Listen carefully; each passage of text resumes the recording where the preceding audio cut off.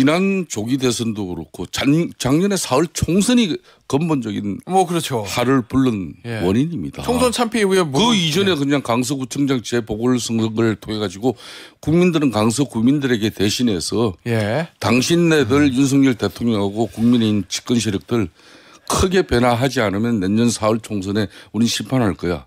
이미 그 시그널을 줬어요. 그럼에도 되려 그 선거를 실패하고 난 이후에 아무런 변화 자정 노력 가져가지 않고 그냥 되려 이 관심 몰입애들은 그냥 윤석열 대통령 내에게 그냥 대한민국 헌정 역사상 최대의 의석을 확보할 수 있을 거라고 그렇게 한 사람들이 지금 그대로 이 당의 실력자로 행사하고 있단 말이에요. 이래는 뭐가 되겠냐고요. 지금 이 친구들은 이렇게 철면피가 나 처음 봤어요. 이런 사람들. 왜 그럴까요? 왜 그런 이유가 딱 한 가지예요. 뭐요? 자신들의 입맛에 맞는 앞으로 당권을 자신들이 확보하겠다는 거예요. 이 이제 친윤들의 가장 이 본색이나 본질은 이 친구들은 절대 전면에 나서지 않아요.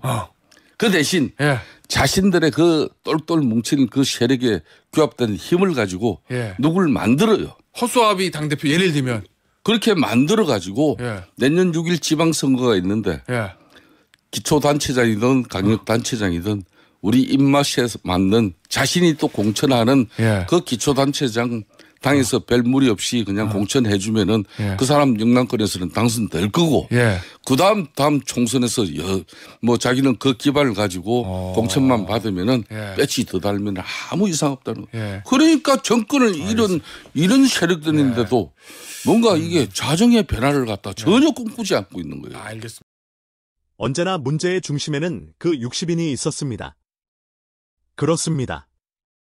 흔히 친윤 핵심 세력이라 불리는 그 인물들이 바로 문제였습니다. 국민의 힘이 매번 잘못된 선택을 할 때마다 그들 60인이 그 배후에 있었습니다. 윤석열 전 대통령이 잘못된 길로 향할 때 이들은 단 한마디의 고언조차 하지 못했던 인물들입니다.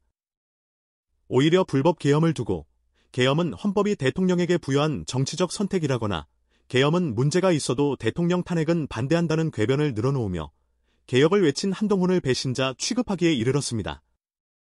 이러한 그들의 행태는 국민 눈높이와 현저히 괴리된 것이었으며 결국 총선 패배, 대통령 파면, 그리고 대선 패배라는 참혹한 결과를 초래했습니다. 그럼에도 불구하고 이들은 반성과 쇄신보다는 오로지 다음 공천만을 목표로 당내 결속을 다지고 있습니다. 특히 이들 중 다수가 영남 지역을 지역구로 두고 있다는 점에서 공천만 받으면 어차피 당선된다는 안일한 확신이 그 바탕에 깔려 있습니다. 대선에서 패배하고 이재명 대통령이 집권한 지금 국민의힘에 가장 시급한 것은 개혁과 혁신입니다. 그러나 이들은 이를 외면한 채 원내대표로 또다시 친윤계 송원석 의원을 선출했습니다. 주목할 점은 이번에도 60명이라는 숫자가 정해진 듯 반복되고 있다는 사실입니다. 1년도 채 남지 않은 다음 지방선거에서 과연 국민의 힘이 승리할 수 있을까요? 필자는 현 상황에서 친윤 구세력이 당의 노선을 장악하고 있는 한 강력한 더불어민주당을 상대로 승리하는 것은 불가능하다고 단언합니다. 이미 영남과 고령층에 의존하는 지지 기반은 한계에 도달했고 내란당이라는 오명을 벗지 못한 채 중도층의 지지를 기대하는 것은 허상일 뿐입니다. 이 60여 명의 패단은 윤석열 정부의 몰락을 가속화시켰습니다.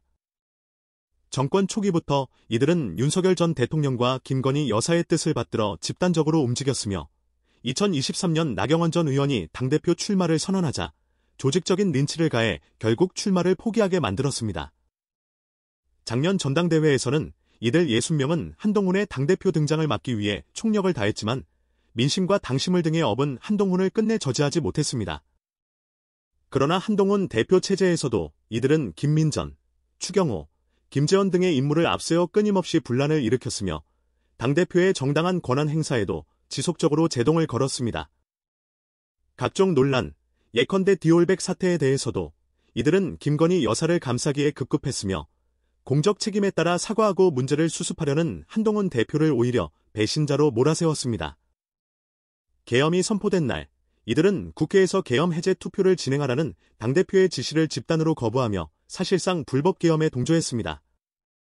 이로 인해 이들 중 다수가 내란 특검의 수사 대상이 될 가능성이 높아졌습니다.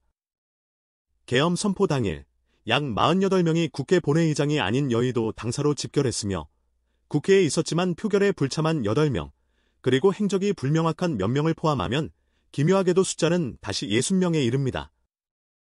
이들 60명은 계엄 직후인 12월 4일에도 당사에 모여 대책회의를 열었고 12월 11일에는 친윤의 대표격인 권성동 의원을 원내대표 후보로 추대했습니다.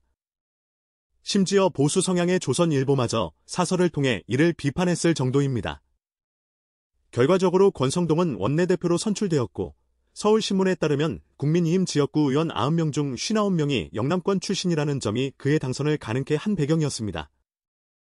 탄핵 국면에서도 광화문에서 열린 탄핵 반대 집회의 단체로 참석한 이들도 바로 이들 60명이었으며 조기 대선이 가시화되자 김문수의 토론회장의 무더기로 참석한 것도 이들 60명입니다.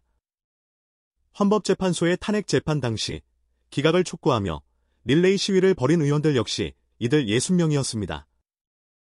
이들은 친윤 단톡방을 통해 결속을 다졌으며 참여한 인원은 공교롭게도 61명으로 집계됩니다. 한덕수를 경선 후보로 옹립한 주체도 이들 60명이었고 한덕수와 김문수의 억지스러운 단일화를 시도한 것도 마찬가로 이들 60명이었습니다. 김문수가 단일화에 소극적이자 이들 60명은 새벽에 의총을 열어 강제 단일화 방안을 밀어붙였고 당원들의 반대로 단일화가 무산되자 이준석의 개혁신당과 비밀리에 야합을 모색하다 발각되기도 했습니다. 이제 환골탈태해야만 국민의힘이 다시 국민들의 지지를 받을 수 있지만 이들의 선택은 송원석을 원내대표로 추대하는 것이었습니다. 매우 실망스러운 일이 아닐 수 없습니다. 송원석은 나아가 친윤 김은혜와 유상범을 원내부대표로 선정하며 결국 뼈를 깎는 아픔을 주는 개혁 대신 똘똘 뭉쳐 자신들의 기득권을 지키는 길로 가겠다는 의지를 보여주고 있으니 이를 지켜보는 정상적인 국민의힘 지지자들은 참담한 심정일 뿐입니다. 이러한 사례들을 나열하다 보면 왜 오늘날 국민의힘이 이토록 무너졌는지 그리고 왜 지지율이 20%대에 머무르고 있는지를 명확히 이해할 수 있습니다. 이미 국민의힘은 친윤 구태세력 60인이라는 이름 아래 혁신의 가능성을 상실한 정당이 되어버렸습니다. 이들을 청산하지 않는 한 국민의힘이 더불어민주당을 상대로 승리할 가능성은 단언컨대 존재하지 않습니다.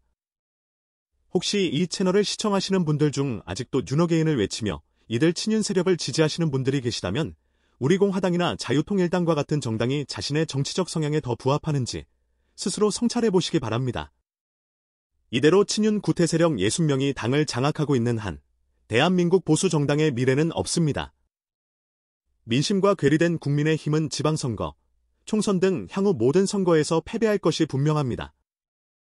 정당은 선거에서 승리하기 위해 존재하는 것이지 특정 지역 기득권 세력의 금배지 유지를 위한 수단이 되어서는 안 되기 때문입니다.